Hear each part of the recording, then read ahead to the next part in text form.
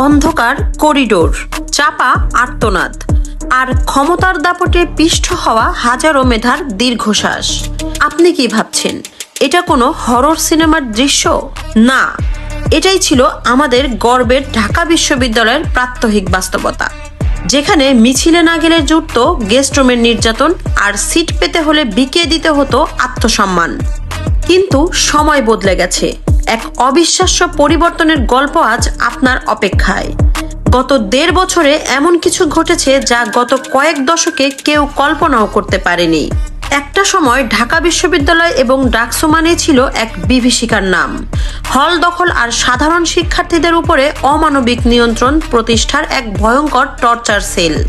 বিশ্ববিদ্যালয় ছিল না শিক্ষার জায়গা, বরং হয়ে উঠেছিল রাজনৈতিক ক্যাডার তৈরির কারখানা, আর ডাকসু মানে ছিল ক্ষমতার দম্ভ।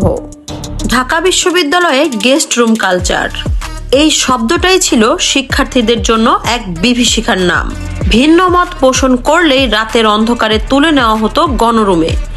অপমান, অমানবিকভাবে মানসিক শারীরিক নির্যাতন, মারধর এসব যেন ছিল নিত্যদিনের ঘটনা। হলের সিট পেতে হলে লাগতো রাজনৈতিক পরিচয়, যোগ্যতাও না, মেধাও না, কার লোক সেটাই ছিল আসল পরিচয়। রাত হলেই শিক্ষার্থীদের ডাকা হতো গেস্ট রুমে। কারো অপরাধ ভিন্ন মত, কারো অপরাধ মিছিলে না যাওয়া, আবার কারো অপরাধ শুধু সাধারণ ছাত্র হওয়া, কারো অপরাধ ছিল সে নিয়মিত নামাজ পড়ে, মুখে দাড়ি রাখে, আর এতেই তাকে শিবিরের তকমা দিয়ে নির্যাতনের শিকার হতে হতো। এমনও হয়েছে কোনো ছাত্রের যদি গার্লফ্রেন্ড না থাকতো তাহলেও সন্দেহ করা হতো হয়তো সে শিবির করে। শুধু সন্দেহের ভিত্তিতেই অনেককে ধরে নির্মমভাবে মারধর করা হতো, অপমান করা হতো। কেউ কেউ তো সেই সহিংসতার শিকার হয়ে প্রাণও হারিয়েছে। ক্যান্টিনগুলোতে দলীয় ক্যাডাররা বিনে পয়সায় খেয়ে সাধারণ শিক্ষার্থীদের খাবারের মানকে নিচে নামিয়ে দিয়েছিল। হল জুড়ে সিট বাণিজ্য, ভর্তি বাণিজ্য, ফুটপাত দখল, চাঁদাবাজি, বিশ্ববিদ্যালয় ক্যাম্পাসকে বানানো হয়েছিল মাদক ব্যবসার আড্ডাখানা।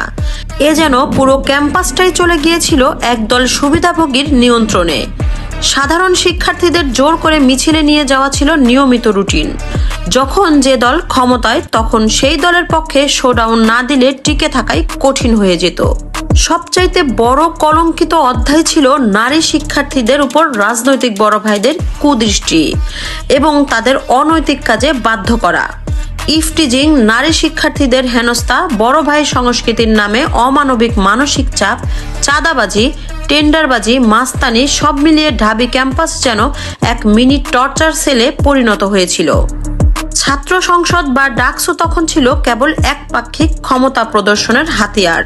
কিন্তু গত ১.৫ বছরে ঢাকা বিশ্ববিদ্যালয় এক নতুন রূপ দেখেছে। ছাত্র শিবিরের নেতৃত্বে পরিচালিত ডাকসু প্রমাণ করেছে রাজনীতি মানে দখলদারি নয়, রাজনীতি মানে সেবা। তারা এমন এক রাজনীতি উপহার দিয়েছে যেখানে আজ কোনো হল দখল নেই, কোনো সিট বাণিজ্যও নেই।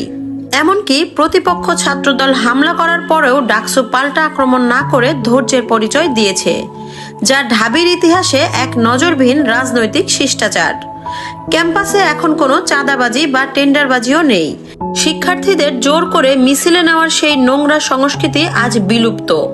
গেস্ট রুম নামক সেই টর্চার সেলগুলো এখন শুধুই ইতিহাস।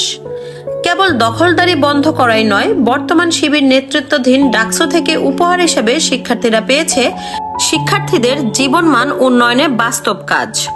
সান্ধ্যকালীন ও শনিবারের বাস সার্ভিস, ক্যান্টিন ও ক্যাফেটেরিয়ার খাবারের উন্নত মান, কেন্দ্রীয় মসজিদের অভাবনীয় সংস্কার, কমন রুম ও স্টাডি রুমে এসি স্থাপন, কম্পিউটার ল্যাবে নতুন কম্পিউটার, হলগুলোতে প্রযুক্তিগত সুবিধা, কেন্দ্রীয় হাসপাতালের বিশাল বাজেটের সংস্কার, এগুলো শিক্ষার্থীদের বাস্তব উপকারে এসেছে। এবং মাদকাসক্ত ও অবৈধ দোকান উচ্ছেদ করে ক্যাম্পাসকে জঞ্জাল মুক্ত করা হয়েছে। প্রত্যেক আবাসিক শিক্ষার্থীদের জন্য নির্দিষ্ট সিট বরাদ্দ নিশ্চিত করা হয়েছে এবং আবাসিক হলগুলোর সিট সংকট সমাধানে নতুন আবাসিক ভবনের জন্য বাজেট বরাদ্দ আনা হয়েছে। অত্যন্ত গর্ব ও আনন্দের বিষয় হলো আজ ঢাকা বিশ্ববিদ্যালয় নারীদের জন্য সবচেয়ে নিরাপদ ক্যাম্পাসে পরিণত হয়েছে।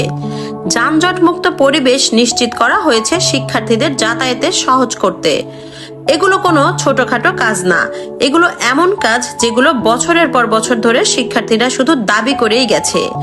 এর বাইরেও সায়েন্স ফেস্টিভ্যাল, পেট কার্নিভাল, ওয়ার্কশপ, বিভিন্ন সেমিনারের মাধ্যমে ক্যাম্পাস আজ মেধার চর্চা কেন্দ্রে পরিণত হয়েছে। সবচাইতে বড় কথা, ডাকসুর ইতিহাসে প্রথমবারের মতো ভিপি এবং জিএস সহ সকল সদস্য তাদের কাজের জবাবদিহিতা স্বরূপ কার্যবিবরণী বই শিক্ষার্থীদের মাঝে হেঁটে হেঁটে বিতরণ করেছেন। এটি কেবল একটি বই নয়, এটি স্বচ্ছতার এক অনন্য দলিল। এই জবাবদিহিতার সংস্কৃতি বাংলাদেশের ছাত্র রাজনীতিতে বিরল। সচেতন মানুষ মাত্রই স্বীকার করবেন এই ডাকসু ইতিহাসের সবচেয়ে সফল ডাকসু। আরেকটা বিষয় মানুষকে সবচাইতে বেশি অবাক করেছে, এই ছেলে মেয়েগুলো ব্যক্তিগত সুবিধা নেওয়ার রাজনীতি করেনি, বরং নিজেদের পড়াশোনা, ব্যক্তিগত জীবন, সাংগঠনিক ব্যস্ততার মধ্যেও দায়িত্ব পালনের সর্বোচ্চ চেষ্টা করেছে। অনেকে বলেছেন এটাই ওয়েলফেয়ার পলিটিক্সের বাস্তব উদাহরণ।